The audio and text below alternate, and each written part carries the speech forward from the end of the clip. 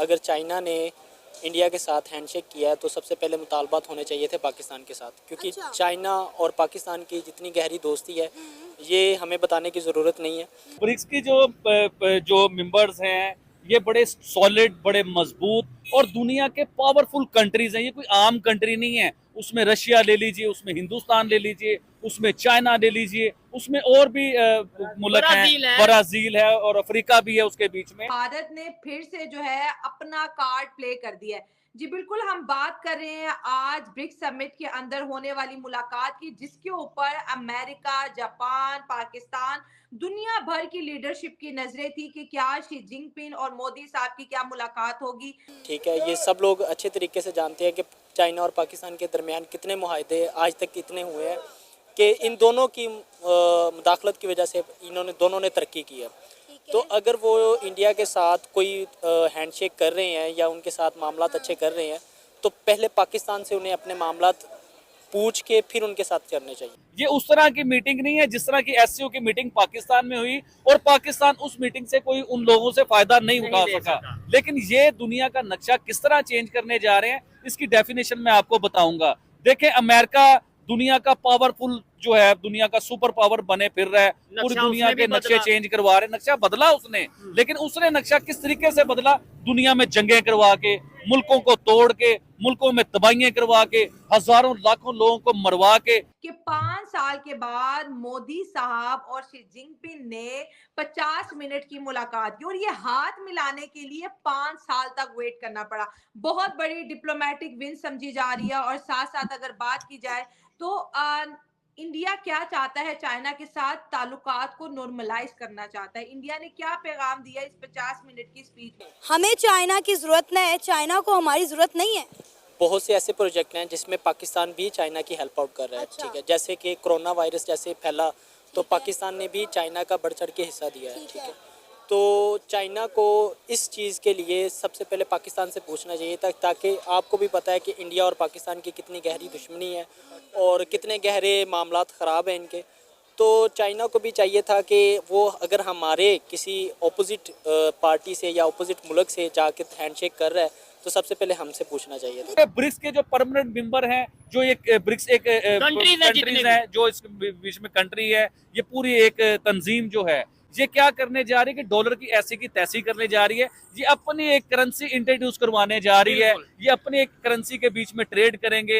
ये दुनिया का नक्शा चेंज करेंगे ट्रेड के साथ, लोगों की हेल्प करके, लोगों को तरक्की देके, डेवलपमेंट करके, अच्छी एजुकेशन देके। ये इस तरह दुनिया का नक्शा चेंज करने जा रहे हैं, ना कि अमेरिका की तरह के दुनिया में तबाहियां करवा के अपने आप को सुपर पावर बना के दुनिया का नक्शा चेंज कर रहे हैं। चाइना समझदार है ना, उसे पता है कि इंडिया के साथ हाथ मिलाने में ही उनका मुफाद है और उनकी बेहतरी। आप देखें कि बेशक लद्दाख को लेकर इंडिया और चाइना के दरमियान मामलात ख़राब थे, लेकिन दोनों मुल्कों में ट्रेड तब भी बंद नहीं हुई थी। आप देखें ना कि 5 साल के बाद इंडिया के प्राइम मिनिस्टर नरेंद्र मोदी और चाइना के प्रेसिडेंट के दरमियान एक फॉर्मल मीटिंग हुई है 50 मिनट की, जिसमें दोनों ने हाथ मिलाया है और बड़े अच्छे से जो है उन्होंने ये बातचीत की है कि जो मामलात हैं वो नॉर्मलाइजेशन उनमें आनी चाहिए। इससे पहले याद होगा आलमी जंग लगी, इतना सा यूरोप है, उतने से यूरोप ने एक फैसला लिया कि उसने अपने सारे यूरोप के 25, 26, 28 कंट्री जितने भी मुल्क है ना, इनके बीच में यूरो चलाया। अब आप रशिया की तरफ आए, पूरा यूरोप एक तरफ और रशिया एक तरफ। उससे बड़ा नहीं है यूरोप मेरे ख्याल से। मुझे ये लगता है कि रशिया से बड़ा यूरोप नहीं है, हिंदुस्तान से बड़ा यूरोप नहीं है, चाइना से बड़ा यूरोप नहीं है। लेकिन यूरोप डॉलर की ऐसी की तैसी कर सकता है कि उसने अपना यूरो चलाया, डॉलर नहीं चलाया अपनी कंट्री के बीच में। ये सब कंट्रीज जब मिलकर करेंगे तो फिर तो अगर ये वाकई में अपनी करेंसी बना लेते हैं तो मैं ये समझता हूँ कि वाकई दुनिया में डॉलर की वैल्यू, जो हर चीज ट्रेड इंटरनेशनल यानी करेंसी ही डॉलर है, हर चीज जो सी है वो ट्रेड हो रही है डॉलर के अंदर, तो फिर तो वर्थ खत्म हो जाएगी। कि हम जो है ग्लोबल पीस चाहते हैं और ये पूरी दुनिया को पता है कि जब तक चाइना और इंडिया एक नहीं होते, ग्लोबल पीस को कहीं ना कहीं पे थ्रेट रहता है। तो इतनी बड़ी अचीवमेंट ब्रिक्स समिट, क्योंकि 16वां समिट हो रहा है कजान के अंदर, रशिया होस्ट करवा रहा है। रशिया भारत का बहुत ही प्यारा, बहुत ही खूबसूरत फ्रेंड है और वाकई रशिया ने ये साबित किया है कि उससे अच्छा और सगा दोस्त भारत का कोई नहीं। क्योंकि जो चीन को मोदी साहब के सामने बिठा सकता है वो सिर्फ व्लादिमीर पुतिन ही कर सकते हैं। बहुत अच्छी बात है अगर मामलात इस बात तक गए हैं कि नॉर्मलाइजेशन आए, क्योंकि ग्लोबल पीस के लिए ये सबसे बड़ी अहम और इम्पोर्टेंट बात है। ठीक है, अगर वो इस हद तक मामलात को लेके जाएं कि पाकिस्तान और इंडिया के दरमियान में भी मामलात सारे नॉर्मलाइज होते हैं, तो ये हमारे लिए नहीं, ये इंडिया के लिए नहीं, ये चाइना के लिए नहीं, ये बल्कि ग्लोबली सबके लिए ये बेनिफिट है और सबके लिए ये बड़ी अच्छी बात है।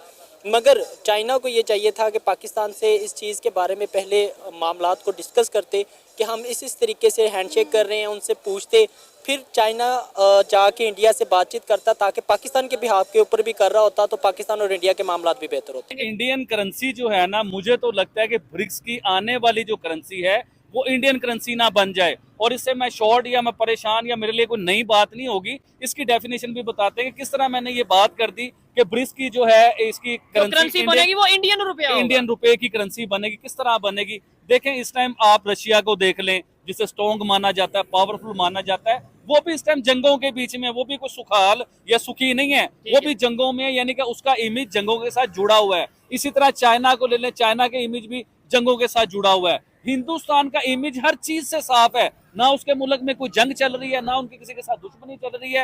वो अपने बासानी तरीके से अपने मुल्क को तरक्की करवा रहे हैं, अपनी इकोनॉमी को बेहतर कर रहे हैं, अपनी करेंसी को बेहतर कर और रहे हैं, अपनी फॉरेन पॉलिसी को, अपने रिलेशन को बेहतर कर रहे हैं। डेफिनेटली मोदी साहब ने 50 मिनट के लिए 5 साल नहीं लगाए।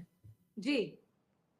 जो आज तक कभी नहीं झुका था, जो कभी कदम पीछे नहीं हटाता था, 4 साल बाद उसने कदम पीछे हटाए, तब जाके 50 मिनट मिले। इस मैसेज को इस तरीके से पढ़ेंगे तो मुझे लगता है ज्यादा अच्छा लगेगा। आपको ये थोड़ा इलॉजिकल नहीं लग रहा?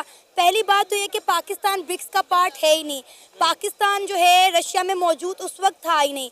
चाइना के प्रेसिडेंट और इंडिया के प्राइम मिनिस्टर के दरमियान एक फॉर्मल मीटिंग हुई 50 मिनटों की, वहाँ पे उन दोनों के दरमियान ये मामला तय पाए हैं। अब आप सोचें कि वो पहले जो है चाइना जाके पाकिस्तान से बात करता, फिर इंडिया को जवाब देता या इंडिया से बातचीत करता, ये तो बहुत मामला देर सवेर हो जानी थी मामला। तो मेरा ख्याल है चाइना अक्लमंद है, उसने बेहतरीन फैसला किया है। हेलो दोस्तों, इंडिया और चाइना के बीच नज़दीकियाँ बढ़ती जा रही है, और ये नज़दीकियाँ पाकिस्तान को रास नहीं आ रही है। पाकिस्तान को लग रहा है कि चाइना हमारा आका है, हमारा दोस्त है। ये पाकिस्तान की गलतफहमी है, क्योंकि पाकिस्तान गुलाम है चाइना का, वो सबको पता है। पर पाकिस्तान खुद को अपना दोस्त समझता है चाइना का। बट ये उसकी गलतफहमी बहुत जल्दी ही दूर हो रही है, और इंडिया और चाइना नज़दीक आ रहे हैं तो पाकिस्तानियों को बहुत मिर्ची लग रही है। तो इसी हवाले से आपने देखा ये वीडियो